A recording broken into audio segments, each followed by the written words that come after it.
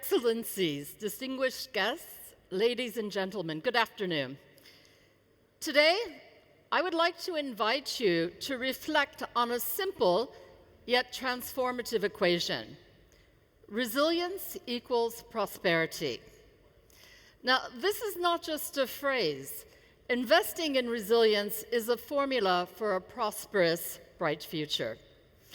At first glance, it may seem that resilience and prosperity are separate ideas. One is rooted in endurance, while the other is rooted in growth.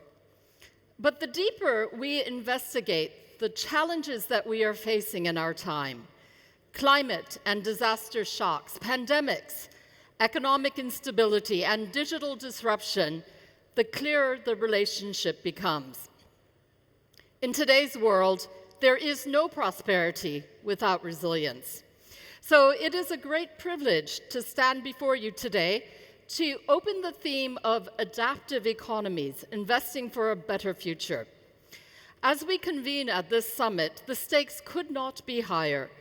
Our economies are facing unprecedented pressures from compounding risks, from climate change to geopolitical instability, cyber threats to biological hazards. The big five disasters, earthquakes, floods, storms, droughts, and heat waves, have accounted for over 95% of direct recorded losses in the past 20 years. However, we are seeing hazard patterns change, and growing types of events, like forest fires, are costing more each year. When indirect and ecosystem costs are considered, actual disaster costs are already over $1 trillion a year, and many of these losses are fully preventable. Much of the under-recognized disaster risk globally is currently held by private companies that are underinsured and whose businesses are increasingly vulnerable to direct damages, indirect supply chain risk, and wider fiscal volatility. Risk transfer mechanisms, such as insurance, can no longer thrive unless governments act to make sure that new investments are made more resilient to disaster shocks.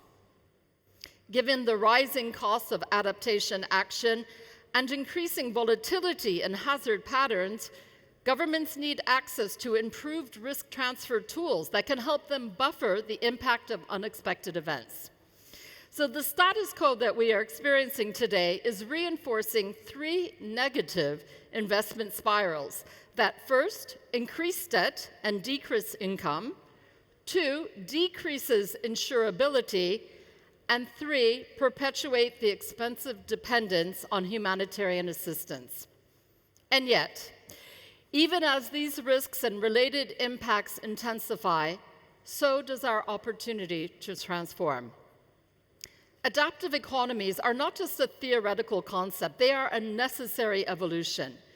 They represent the capacity of nations, systems, and institutions to withstand, adapt, and thrive in the face of disruption. It is about embedding resilience into the very DNA of economic development. There are significant untapped markets for private sector tools that can buffer against shocks. Countries and the international financial architecture need to evolve quickly to ensure that disaster risk financing strategies fit for the future are core to their operations. And strategies need to specifically address vulnerabilities in their country's specific risk profiles. So let us begin with a look into the future, because the trends are already shaping the trajectory of our world. By 2030, up to 37%, if not more, of global GDP will be generated in areas that are highly exposed to climate-related disasters. Artificial intelligence, however, is projected to reduce disaster response time by 70% by 2035, and this is potentially saving economies $80 billion annually. And at the same time, resilient infrastructure investment yields a benefit-cost ratio of 4-to-1. So we can no longer afford to treat risk as a footnote in our economic strategies. Adaptive economies must integrate risk assessments into every investment decision, from national budgets to municipal projects. This includes mainstreaming disaster risk reduction into fiscal policies, urban development, and infrastructure financing. We must reduce disaster-related debt and protect household income, addressing the root causes of identified exposures and vulnerability hotspots. From blockchain-enabled insurance models to AI-powered disaster modeling, we are entering a new frontier of economic tools that can build resilience at scale.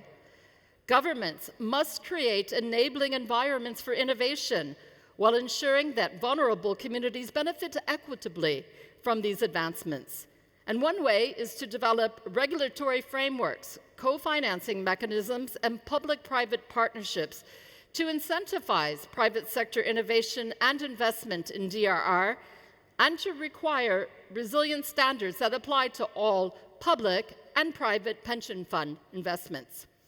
But no country can build resilience in isolation because crises do not respect borders. Adaptive economies must be supported by regional and global cooperation through shared knowledge, data, funding mechanisms, and capacity building. We must also ensure that adaptation is inclusive, empowering women, youth, indigenous peoples, and marginalized communities as agents of resilience. And with this, we will now transition to the topic of risk adjusting, where we will be focusing on the global efforts of adopting flexible and agile policies that aim to achieve resilience on both the global and local levels. Thank you very much.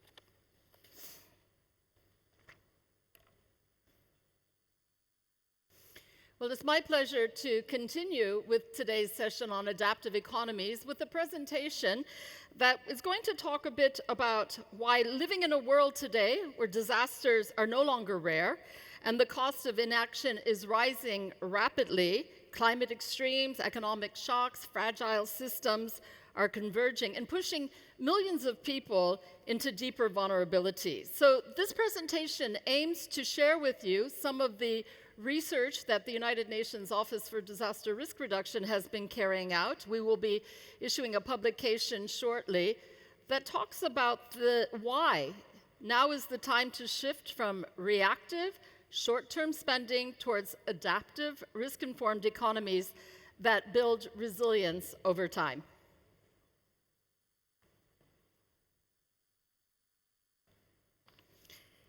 So, what we are seeing is a world where new records for climate are being broken every year.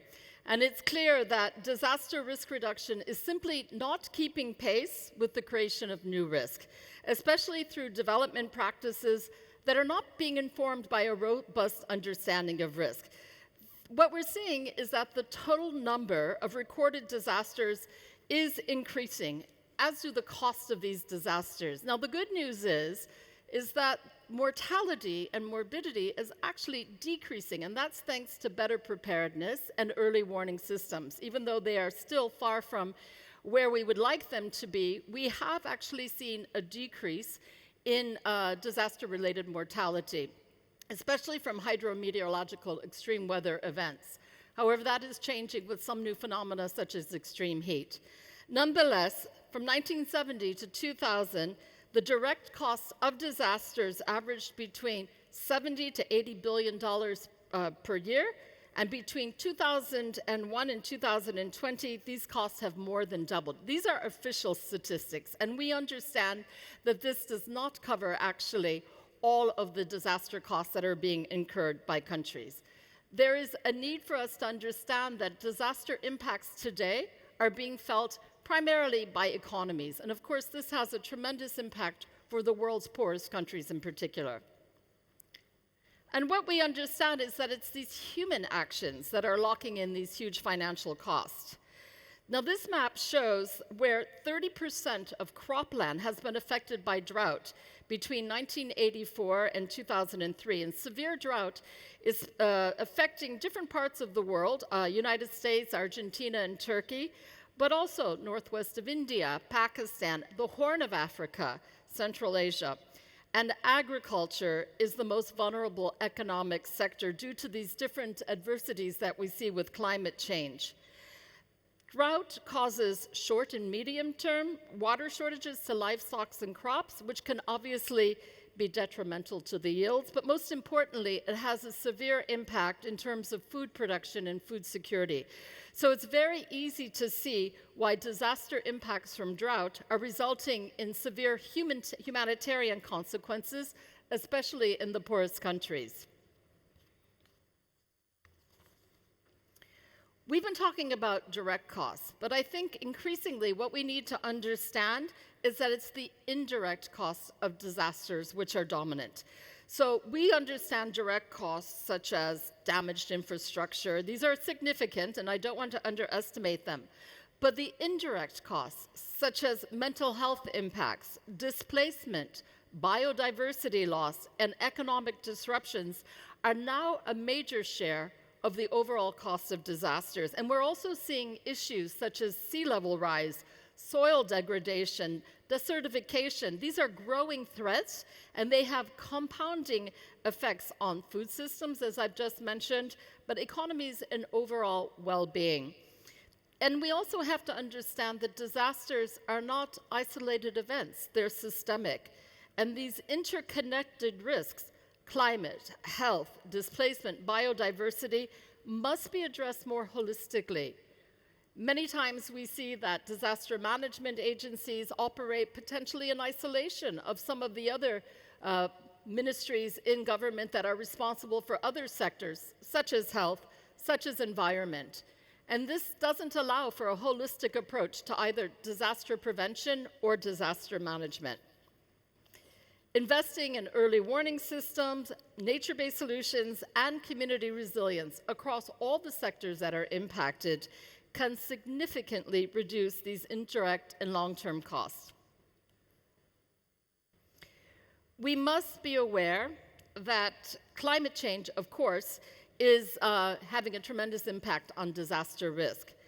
I mentioned before that we have had some good news, if you'd like, insofar as most extreme weather events are not resulting in the types of mortality and morbidity that we have seen in the past, thanks to better preparedness and to early warning systems. However, extreme heat is an exception to this, and extreme heat events, which were once considered rare, are now almost a certain part of life for future generations.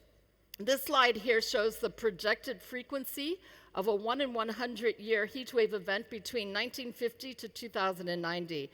And what you're actually seeing below with the silhouettes is that children born in 1960, so adults now, had a very low chance of experiencing such an extreme heat event in their lifetime. However, a child born this year is almost guaranteed to experience multiple extreme heat waves, events that had been previously classified as once in a century.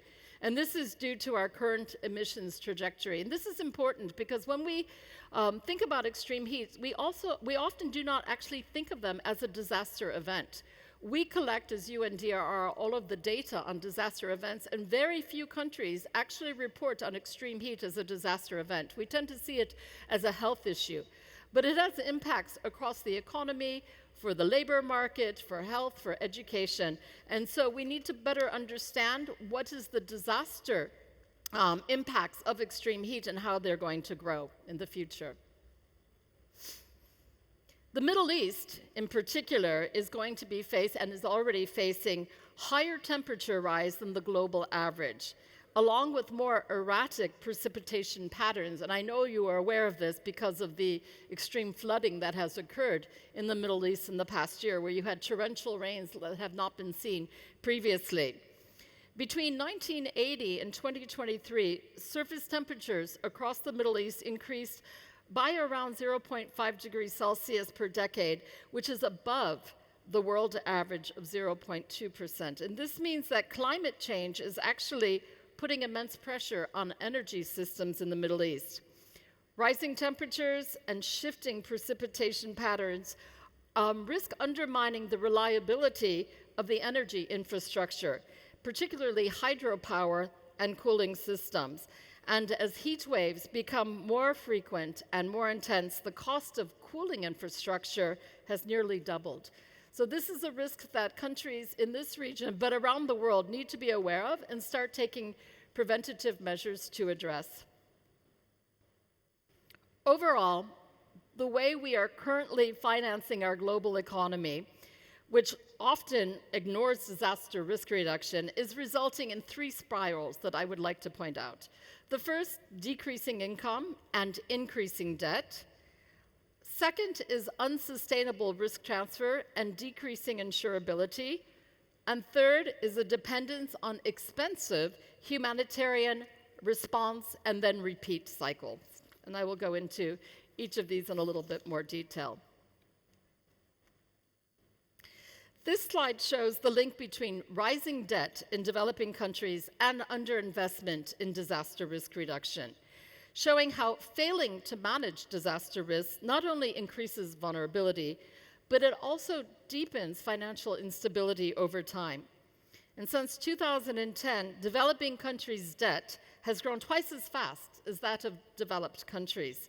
And they also face significantly higher interest rates, making borrowing more expensive and leaving less fiscal space for investments in prevention and resilience. And as example, in the Caribbean, debt levels have risen sharply after disasters. Studies show that 3 years after a major storm, debt is 18% higher than it would have been otherwise. And this highlights the long-term fiscal impact of not investing in disaster risk and leaving disaster risk unmanaged.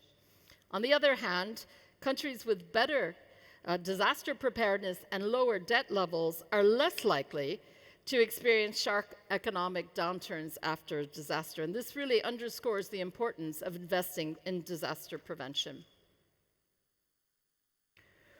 We risk entering into an era of uninsurability. And this means that climate-driven risks, floods, fires, and storms are rendering entire regions, or risk rendering entire regions, increasingly uninsurable, which has enormous implications for housing markets, public budgets, and overall financial systems. Insurance affordability is under pressure even in high-income countries. And I'll give the example of Australia. As of 2024, 5% of households with mortgages are already facing insurance stress, meaning that they can no longer afford coverage. Worsening physical risk is making properties uninsurable. And of over 520,000 homes in Australia may become uninsurable by 2030. And this is primarily due to rising flood risks. I was recently in California during the wildfires there in the month of December. And here we also saw tremendous challenges with insurance. In California, the state's public insurance fund required a $1 billion emergency bailout in 2025 just to remain solvent.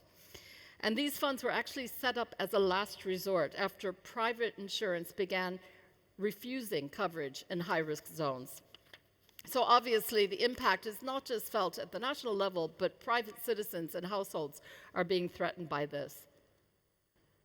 We see very much the cornerstone of investing in resilient economies, resilient infrastructure. And it's not just an investment in safety, it's an investment in long-term economic stability, environmental protection, but also public confidence.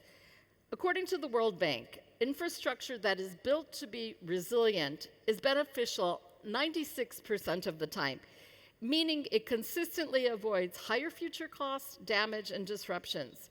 However, we are not seeing the investment that's needed. For every $1 that's spent on resilient infrastructure, an estimated $87 is spent on infrastructure that does not even take into account climate resilience. It means it's not undertaking risk assessments to understand what are the future impacts of climate change, other disaster risks on the investment that's being made in infrastructure. This is not just a problem of risk, it's actually a lost opportunity. We are locking in future losses from floods, heat waves, storms, and sea level rise.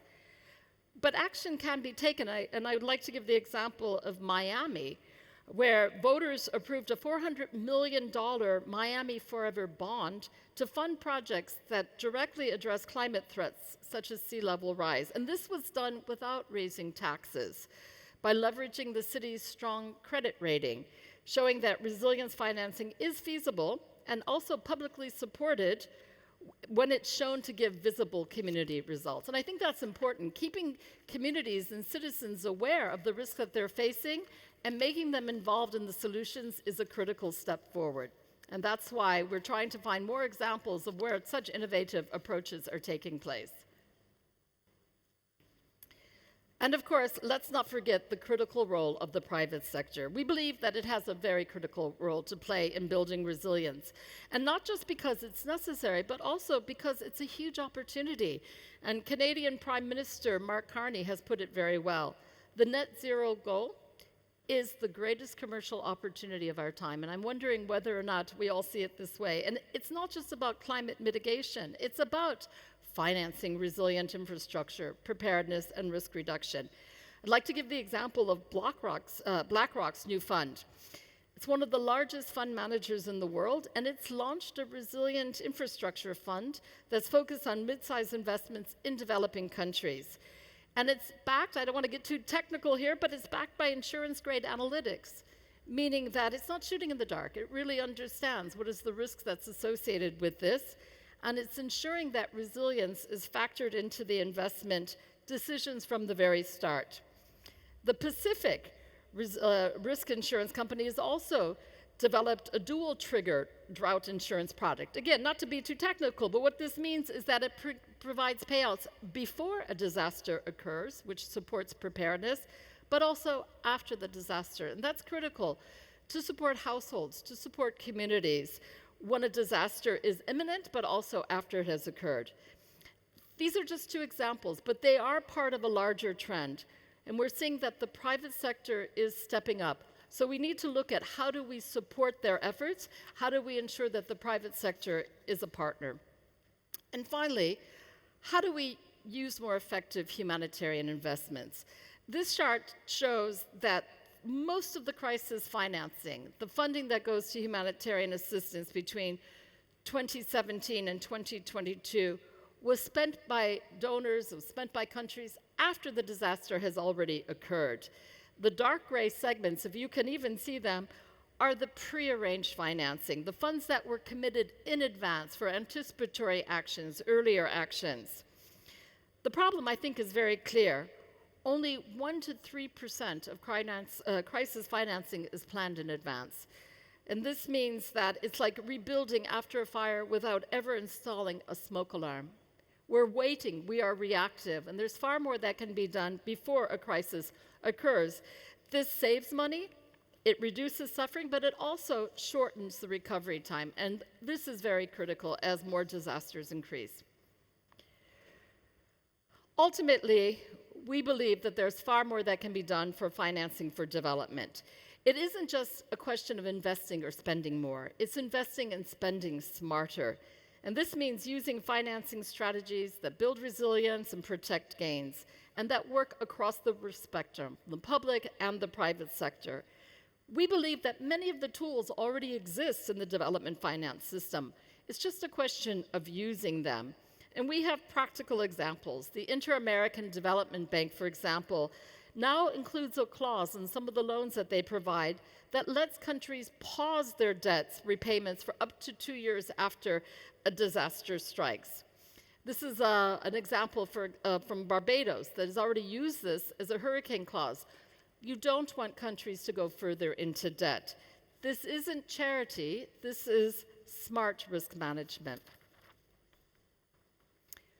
We have been working on a call to action for the global community in an effort to really help all build adaptive economies. Adaptive economies are those that can plan for risk, absorb shocks, but continue to grow, even in the face of growing climate and disaster risk. It won't happen on its own. It requires intentional shifts in how we finance resilience. And we believe that we have some key opportunities right now that we need to take advantage of. The G20 is setting the stage. This year's discussions on the high-level principles for financing disaster risk reduction can lay the groundwork, the principles for governments and financial institutions to prioritize risk-informed investments. But also, the Financing for Development Conference is a critical next step. In 2025, this year, it will define how global community finances sustainable development for the decade ahead.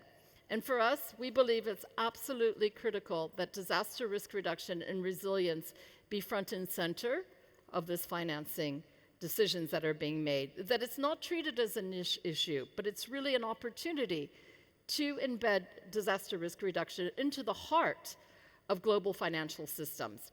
And in our call to action, we are emphasizing 5 priorities. The first is to support countries to design national financing strategies for resilience. These should be tailored to the countries, inclusive and grounded in local realities. And secondly, to integrate risk into every investment and use reliable data, standards, and accountability tools. And we're going to hear a little bit more about that shortly. Engage the private sector proactively. Provide incentives, but also partnerships that reward long-term risk reduction. And empower local governments and communities. Help them achieve direct access to finance and tools to act. And use these opportunities that I have mentioned, the G20 and the Financing for Development, to align efforts and drive meaningful system-wide change. Adaptive economies, they're not going to happen by chance. They're built through smarter decisions, better data, and intentional financing. The question really is no longer whether we can afford to invest in resilience. The question is, can we afford not to? Thank you very much.